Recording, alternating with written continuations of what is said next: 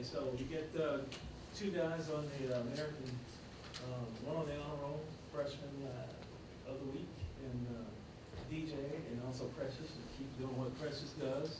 So Yep. how you feeling about that? Feel very proud of both those guys. Obviously, it's a total team effort, but those guys' individual talents are coming out in the process of us doing things the right way.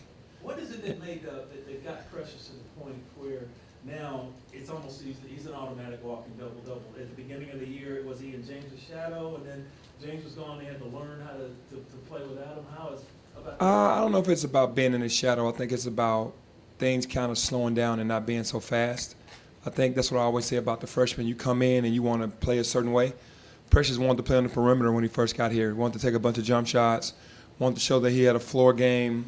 And on this level, he just needed to be who he was. And right now it's doing everything really well, focusing mainly more 90% in the paint and maybe 10% on the perimeter. We don't stop him from bringing the ball up the court, but basically everything kind of slowed down for him. He started understanding who he was on this level and started understanding the system, and things started helping him. Was it an acceptance thing for him? Yeah, he had to accept not wanting to be on the perimeter and wanting to be more in the post.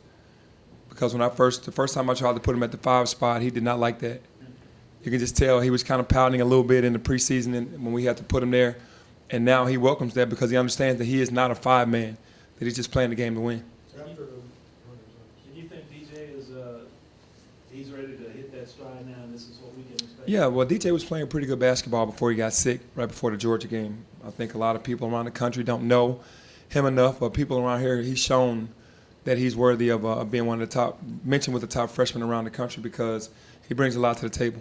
The disruptions like that, like with DJ getting sick, James leaving the team, Lester getting hurt, how difficult has that made it for you to have a consistent rotation that you kind of know game in and game out? Well, it's been difficult, but we've been able to handle it because we had a deep bench. Guys could just step right in. Obviously, those are key pieces. James, of course, Lester when he went down with the hand injury, and then DJ getting sick. I mean, those are almost unreplaceable pieces, but as a group collectively, guys stepped in. Tyler Harris upped his point total. Alex Lomax was playing really well. And Precious upped his total. So, and then Damian and Boogie and those guys were adding wherever they could on the offensive end. And defensively, everybody was playing well. After the last game, Precious was saying how Malcolm being on the floor made it easier for him to do things on the court. Is that something you're going to do more, have them on the floor together? Well, yeah, for sure. I mean, Malcolm is still trying to come back from injury. He's still not 100%, but he's starting to hit a better stride now. We figured around January, February, he'd be hitting a better stride, and he makes everyone else better because he can do so many things on the defensive end and offensive end. On the scale of 0 to 100, where would you say Malcolm is right now? I would still say anywhere between 70 and 75%. He's still not at 100, anywhere near 100 of where he's going to be because he's more active when he's healthy, and I'm sure that will come. But right now I'm going to say 70, 75%. When you go into a game, do you come in your mind because of after you've scouted whatever opponent you're going to, like these are the guys I'm going to bring in these situations, or is it more of a feel thing as the game is going when you're making decisions like that? I try to be consistent on when the rotations happen so guys know when they're going to go into games. And that's how it starts early. And then as the game goes, I start kind of getting the feel for who has what for certain situations with certain groups that they have on the floor. When you look at the standings and you see Tulsa's leading the conference, does that surprise you at all? It doesn't surprise me because I understand the flow of what they do. And what they do with that zone, they sprint back every time. They're very active in the zone. They take charges in the zone. They force you into bad shots, and then they box out. So it's kind of been a perfect storm for them to.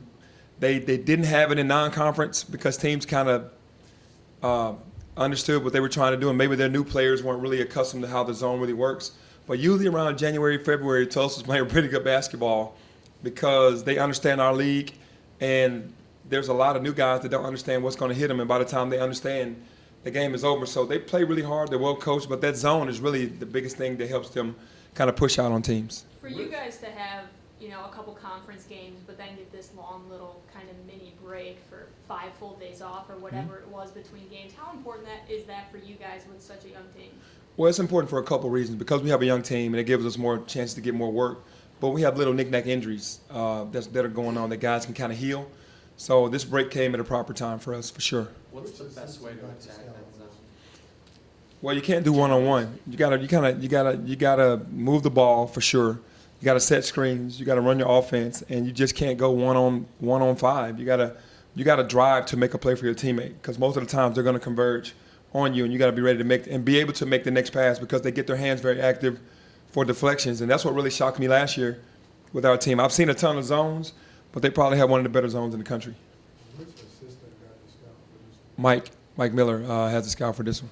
What's your take on just what's going on with college basketball in general, with the topsy-turvy nature? I think what's really happening is that there are a lot of teams, especially a lot of mid-major to low majors, that have a lot of seniors and a lot of juniors, and most of these top teams have freshmen. And when you're dealing with freshmen, you don't know what you're going to get. And these upsets are upsets because of the names of the teams. But really, when you look at the rosters, they're mainly seniors and grad transfers of that nature, so it makes sense. When you look at Tulsa specifically, and Memphis playing at Tulsa has been very, very difficult, Mhm. no matter what kind of team the Tigers have had. What makes this team different, you think, and how difficult will it be to try to get that W? Well, it'll be very difficult because, young guys don't understand. They're thinking Tulsa, they're thinking easy win. They don't have any name players, no McDonald's All-Americans, guys they've never heard of playing, but what they do is they bought in because they want their respect. And that zone is, like I said, it's unlike any other.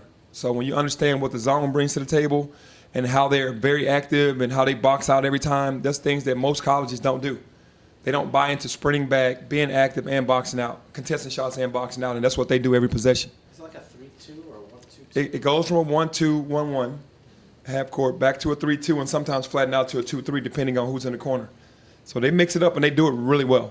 In a You mentioned situation, about, go ahead, Jason. sorry, in a situation like this, do you study, they beat Houston, Mhm. do you study like maybe that game film more? I have studied the Houston game more than I've studied the Cincinnati game at Cincinnati, because Cincinnati kind of got out in transition. You can get stops and get out in transition, then you beat the zone. But if you get in the zone, the teams that have had the most success are the teams that move the basketball, get in the paint, and make the right decisions. And they're shooting pretty decent percentage from 3.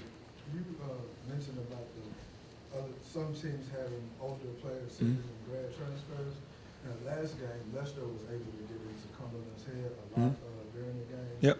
About just the freshmen and the younger players you have and their confidence to not be intimidated by playing over there. Yeah, I think that with Lester specifically, he's a guy that went to post-grad.